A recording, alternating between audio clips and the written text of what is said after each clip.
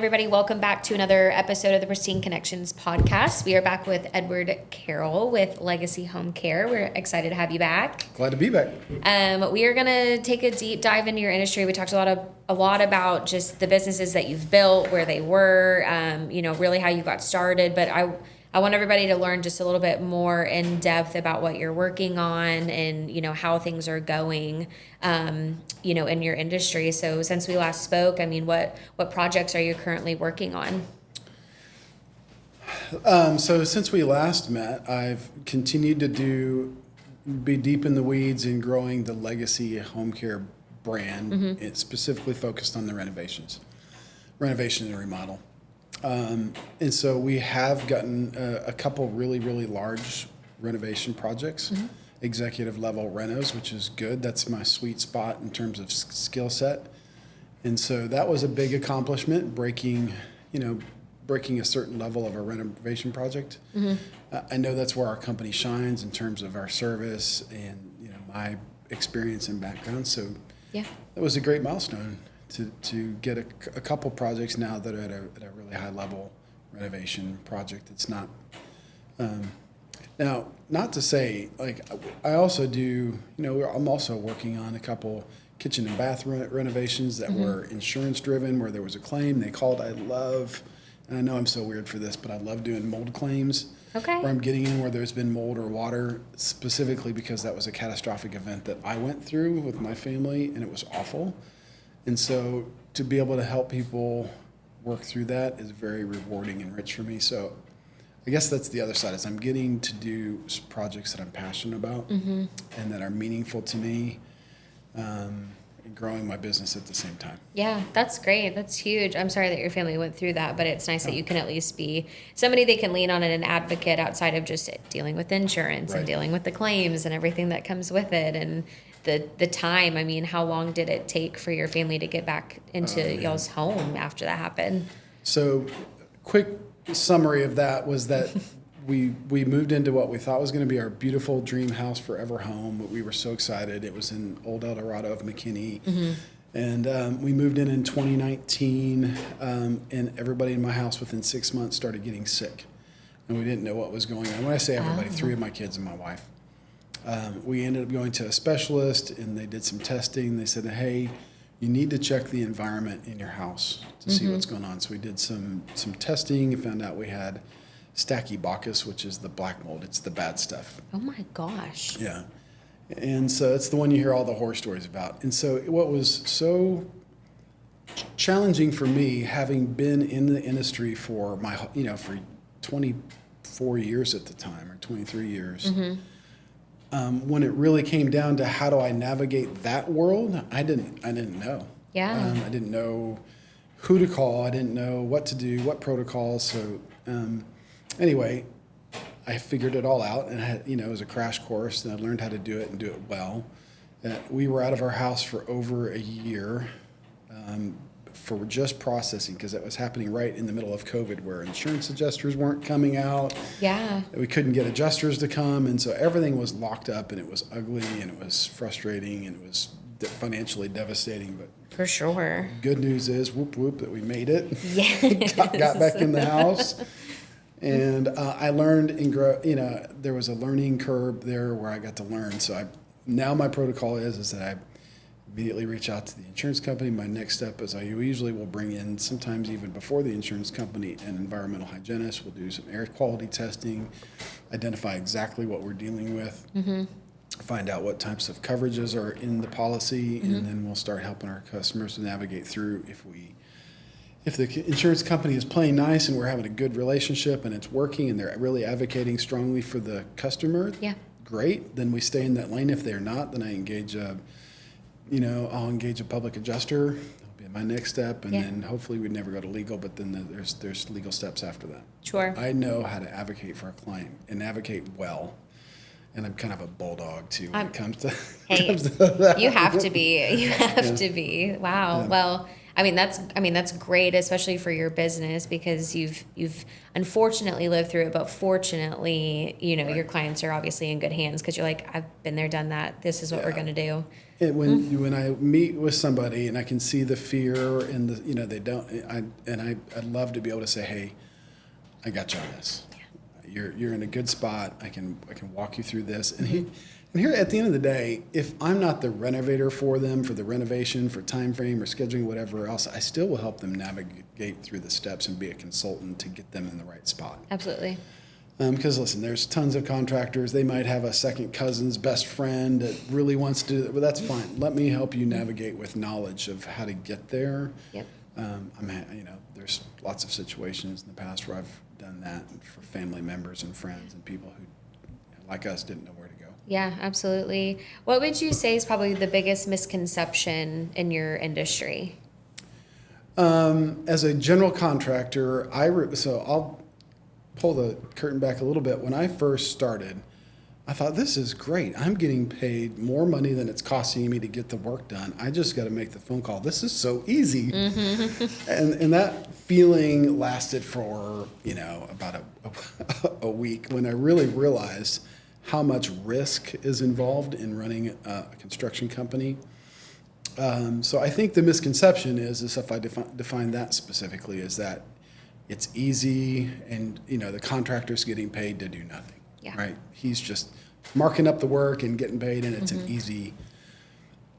But when you really start weighing the factors of the scheduling, a new home has over 1 million parts that comprise that new home. Yeah. So you're navigating, hundreds of thousands, if not 1 million parts and pieces that are sourced from all over the world.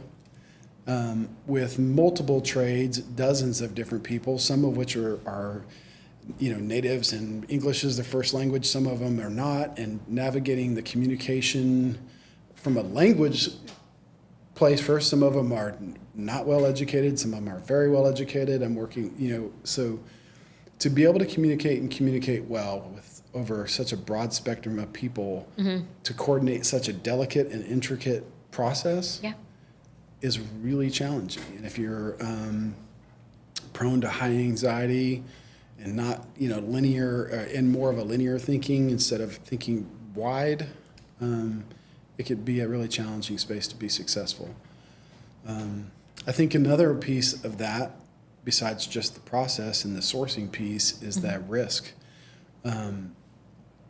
When I'm doing a project or bidding a project, it is now 27 years of experience that goes behind knowing likely what's inside of the wall or what's going to happen. It minimizes the amount of surprises.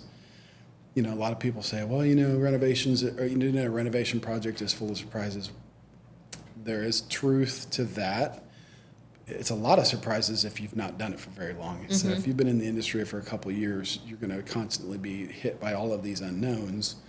But unknowns can be knowns if you've repetitively done the cycle, long enough. And unfortunately, I have. I've been in this space for a long time, and I love what I do. So yeah, I don't.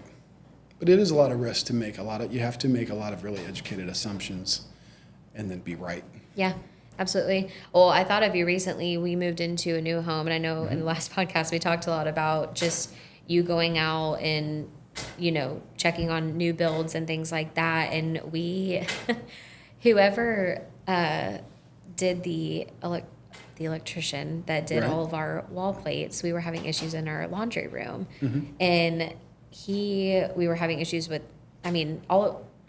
our dryer worked until it didn't. And I'm like, we just moved in. Like, it's only been a couple of days. And the screw was touching a live wire, obviously. Right. And when we had the gentleman come out to repair everything, it blew black smoke, blew the socket, all of it. And I was just like, for whatever reason, I was like, I feel like if Edward would have looked at this would have been taken care of, It's crazy. Just from older homes that you're remodeling that may have just still all the crazy piping and it's hopefully not asbestos anymore. But you'd just be surprised, especially, again, a brand new home. Very much so. And so here's the scary thing in the state of Texas, which I am not a person who's for over-regulating anything. So my disclaimer is that I love Texas. I love the open market. But one thing that is really concerning to me, and it has been for a long time, is that, and I think I've even mentioned this last week at the group, it takes a higher level of paperwork and certification to run an icer, one of those little slushy machines at a street fair in Frisco or McKinney or wherever, than it does to be a home builder in the state of Texas. It's scary. So let's sit on that for just a second. Like, think about that. In the state of Texas and other states, but you don't have to have credentials, experience, or licensure to start building houses. And so, the good thing is for builders who are mindful builders that want to do well and have educated themselves in the practice, then it's easy to stand above. But there's a lot of home builders, and I'm talking about even like the ones that you see, posted in neighborhoods that are full of they're building 50 to 100 houses at a time. In 3 months. Just kidding. Most of those builders may or may not have worked at Whataburger last week. Like, literally, especially a couple years ago when the market was so hot. Yeah. And labor shortages, like, they would recruit people, and they might have worked at a fast food restaurant, no experience whatsoever, and they come in and do like a little crash course on how to be a builder for X company that they put them through, and now they're out overseeing the construction of a $500,000 or $1 million home, and they've never done it before. Yeah. That is way different than having somebody that's been in the industry for a couple decades. Yeah, absolutely. So. Well, with that, I mean, what industry standards have changed, with the remodel side? So what has changed a lot is the efficiency standards that we have to meet for creating efficiencies, and then the chemical VOCs and those types of things. Like those are being regulated at more of a national level in products, and then that trickles down into the International Building Code. And so different municipalities can adhere to different international building codes, different versions of it, because it updates every couple of years. And so Dallas, for example, may not hold their contractors accountable to the same building code that somebody like the municipality in Van Alstyne or Anna might. Now, some of them do, but there's different variances. And so, but those criteria for efficiencies continue to go higher and higher of what we need to do in terms of the HERS rating of a house, the energy certification of a house, and those keep. The challenge with that is, and I love creating efficiency in housing. I recently had somebody ask me if I could build a passive house, which I said yes, I could. Knowledge base, I could build a passive house. A passive house is where you don't need any forced heating or cooling in order to keep the interior temperature. And so, from a construction science background and my knowledge base, I can do that. It never would make sense in the state of Texas to do that based on our climate. Like, you wouldn't get an ROI high enough. Like, if you're building up north where you get really, really cold and harsh winter, environments, it could make sense. But here, really just creating a very tight and efficient house with a low HERS rating is the best ROI if you're looking about how you're going to amortize the additional expense that it would take to build that passive house over years of time. How many years it would take, but break even on that investment. Right. So really just building a well-built, quality-minded, efficient house with best practice currently makes more sense than. Yeah. So, but anyway, the amount of cost that it takes to add those efficiencies, people don't really truly value how much that costs. Right. But how much it also saves in the long run by just updating, even just like windows in a house when you're doing the remodel. Do you see a lot of that, especially with how harsh, like our summers are? Yes. So, windows and insulation are the two biggest single things. Most of the houses were built with a pretty low quality builder grade window, especially if they were built in the 90s and 2000s. Insulation compresses over time if it's not the right type of insulation or a foam insulation. So those are that's the lowest hanging fruit that you can, as a homeowner, can do, is to go through and replace windows and then redo your insulation. The second tier from that would be replacing operating systems, like outdated operating systems like an HVAC or a tankless water heater. Yeah. And those will create huge efficiencies by making those updates. Absolutely. They're also, more expensive, but over time you'll save a lot of money. Yeah, oh, definitely. What would you say is an unpopular opinion that you have about your industry? I know it's a tough one. You just always hear people. I mean, everybody has their own opinions about going through the remodel process and Yeah. the expense, but just out of curiosity. I think really just being in the industry in general, it takes the light of being kind of a shady industry sometimes. Again, I think that has a lot to do with having a workforce that's somewhat unregulated in labor, and then contractors that don't have to hit a very high bar. And so when I go in and I'm bidding against another contractor and I know my price is going to be higher, I think my unpopular opinion is trying to explain the value of having something done well. I mean, it sounds salesy and pitchy, which I guess it is. You're trying to convince somebody why they should spend 10 or 15 or 20% more than another bid in some cases. But often they're not really going to save that money. I've seen many, many situations. In fact, I've told this story a bunch, but it's worth telling again. I had a good friend, a business colleague of mine who was going to build his house. He had me and one other contractor build it, and he really wanted me to build the project, but he needed to get another bid. So we both bid the project, and I think my bid came out to be about $100,000. It was an expensive project, so to scale. Yeah. My bid was, I think, somewhere in the tune of like $100,000 more, and he came back to me, he was like, "Hey, it's $100,000, man. Can you do any better?" And I was like, "No."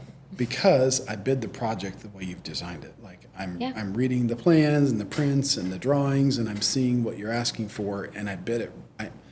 Fortunately, I bid it right?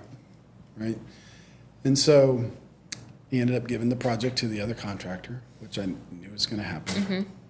The project went over 100 because he reached out to me later. We talked about it. His experience was bad. And they went over $160,000 in change orders. And so, and I'm not a I told you so person, but I just remember, it's like, see, those prices were there.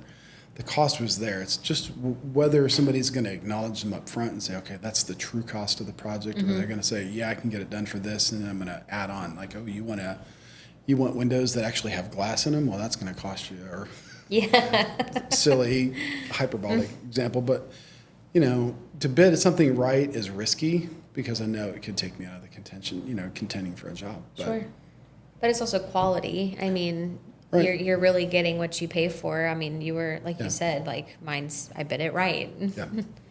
And I did. And so it was a risky proposition to tell somebody I really wanted to do a project for in an area where I really wanted to do the project that, no, I can't change my price, but I knew that if I changed my price, I would not be able to complete the project or do it well, or something would have to give. Yeah. Right? And so it was easier. I've heard it said sometimes the best and most profitable project you ever take that you ever have is the one that you don't take sometimes. Absolutely. And I think there's truth. Absolutely. So when you bid a project and then obviously start, do you see a lot of price changes, as you're ordering, that might affect, the initial bid? I mean, is it drastic? Is it, like you said, if you bid it right, I'm assuming maybe not.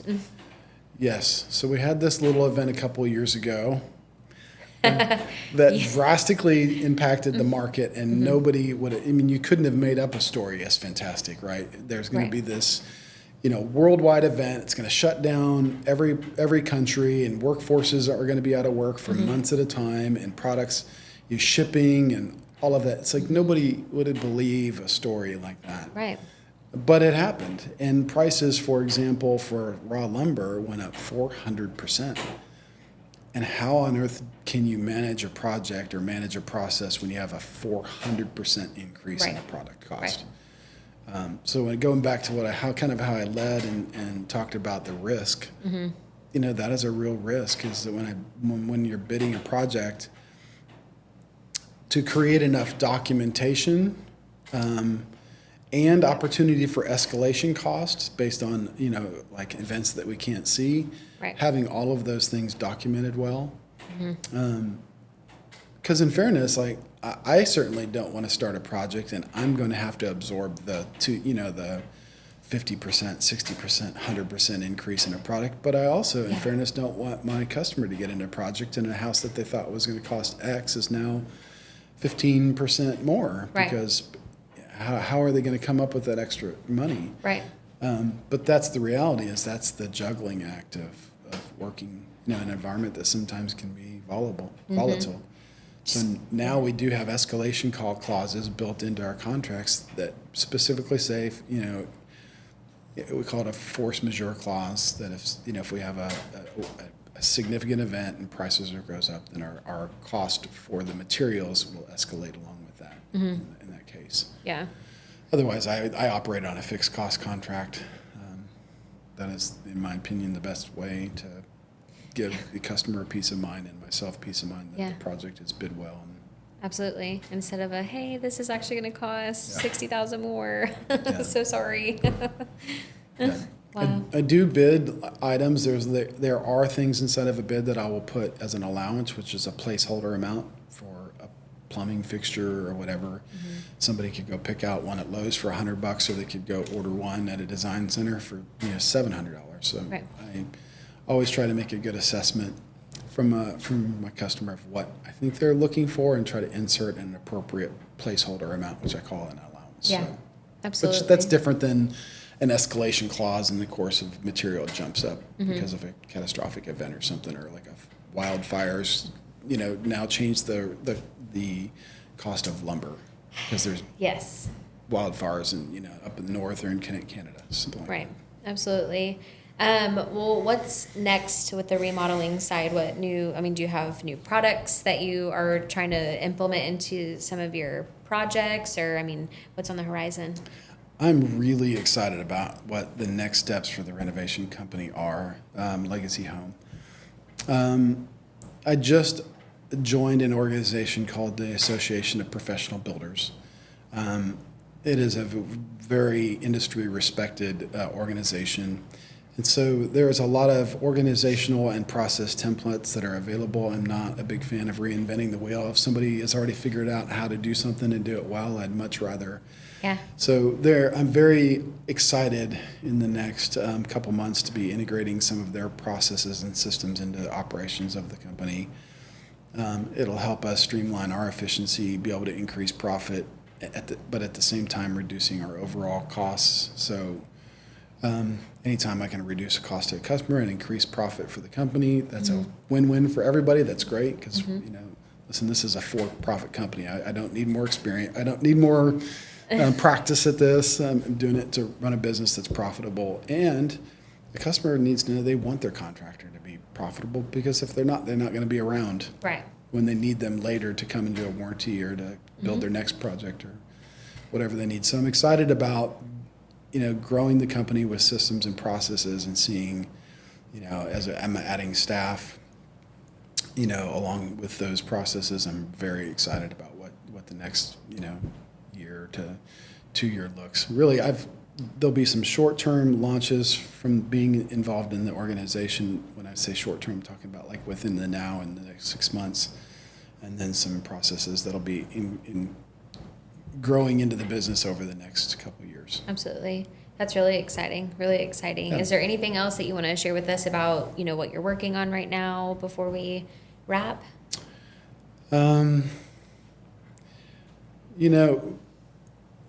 What I'm excited about now is that I love building new homes. So that's the other company, Origins Custom Homes.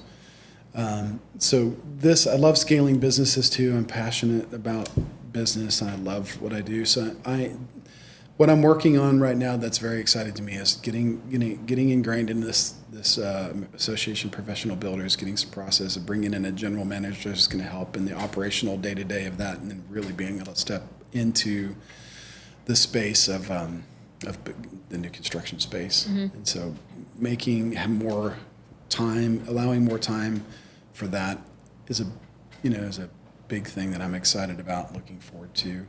I love what I do. I was talking with somebody else in the industry this morning, and my comment was, to them, I was like, I'm not planning on retiring soon. Like, I feel like I got a solid 20 years left in the industry because I love, like, I truly get to wake up and do what I love every day. I get to meet with people, talk with people, come up with solutions, fix problems, integrate systems, and build beautiful homes and beautiful renovations. So I'm in a good spot, and I love what I'm doing. That's awesome. I love that. Well, thank you so much for joining us again. Good. Happy you're here. Love to hear about all the growth that you have in your companies, and we will see you next time. Good to be here. Thank you.